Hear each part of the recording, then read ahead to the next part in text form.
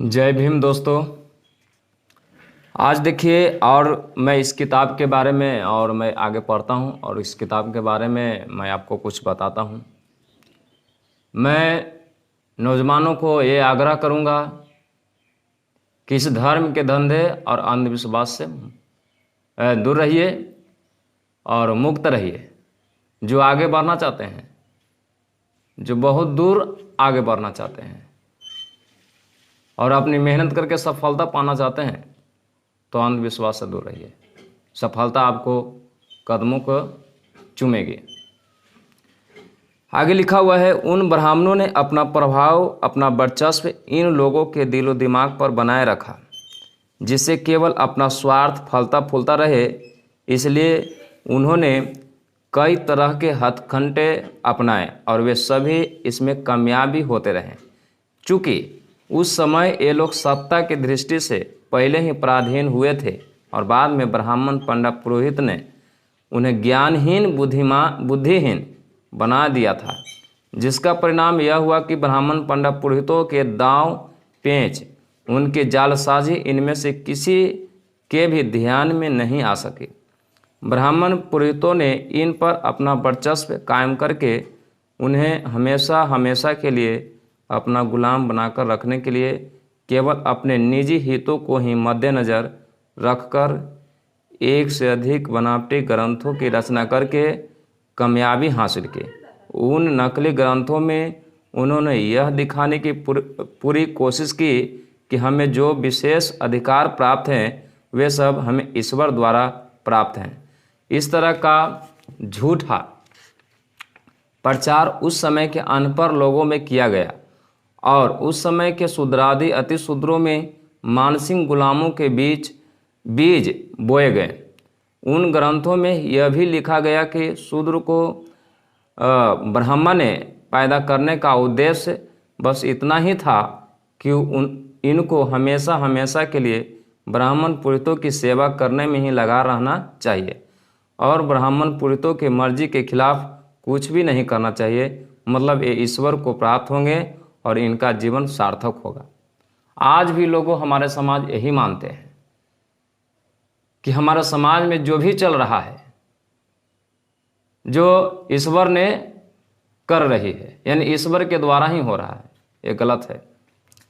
फिर आगे लिखा हुआ है, लेकिन इन ग्रंथों के बारे में किसी ने कुछ भी सोचा होता कि यह बात कहाँ तक सही है, क्या वे सचमुच ईश्वर द्वारा प्राप्त है, तो उन्हें इसकी सच्चाई तुरंत समझ में आ जाती।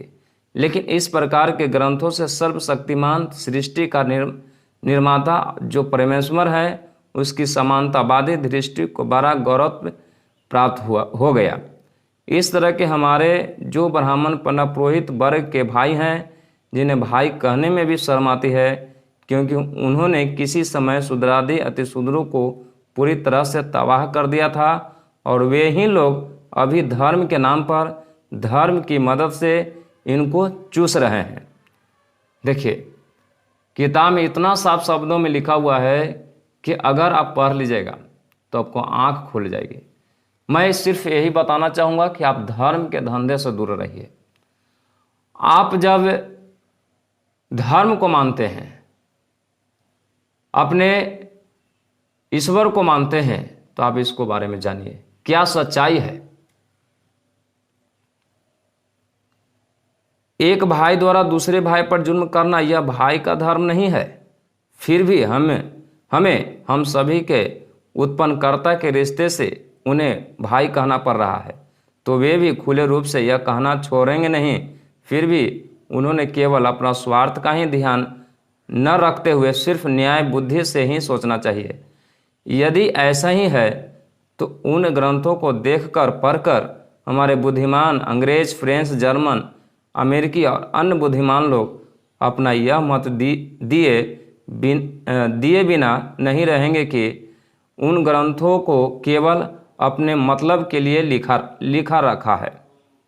उन ग्रंथों में हर तरह के ब्राह्मण पुरोहितों को महत्व बताया गया है।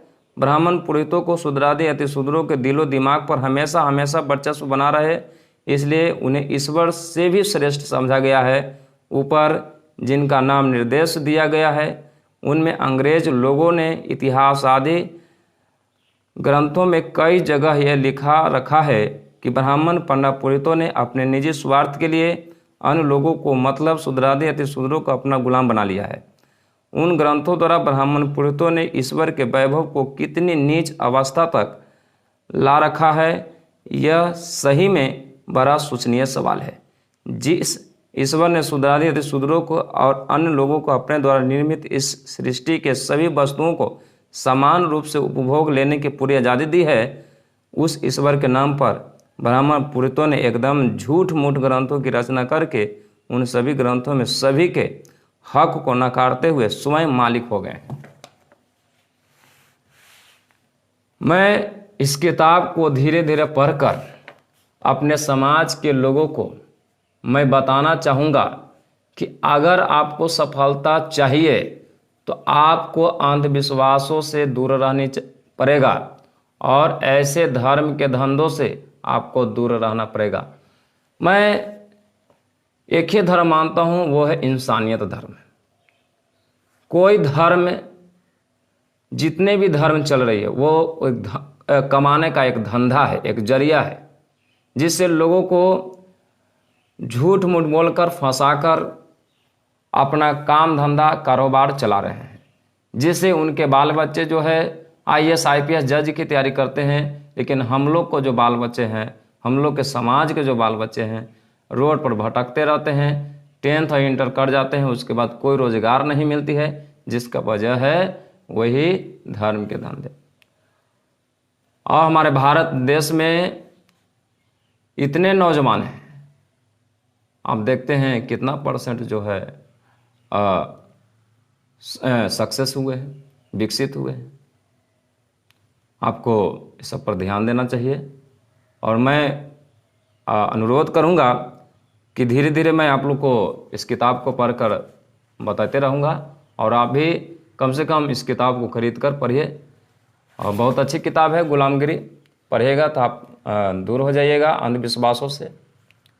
आज के लिए इतना ही। जय भीम।